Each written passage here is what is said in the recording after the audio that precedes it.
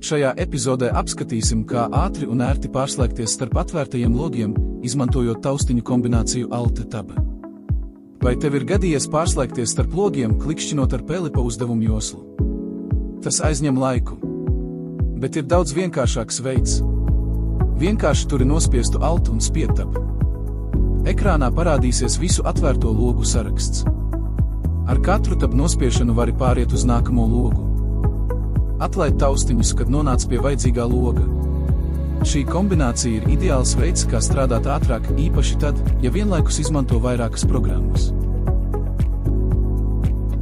Izmēģini Alt-Tab un pārliecinies, cik ērti tas ir. Kļūt produktīvākam ir viegli. Sāc jau tagad. Paldies, ka noskatījies. Padalies ar šo video. Novērtēsim, ja nospiedīsi īkšķi uz augšu un abonēsi kanālu, lai saņemtu citus vērtīgus padomus. Tev tas ir vienkārši, bet mums tas palīdzēs sasniegt vairāk cilvēku, kam šie padomi noderētu.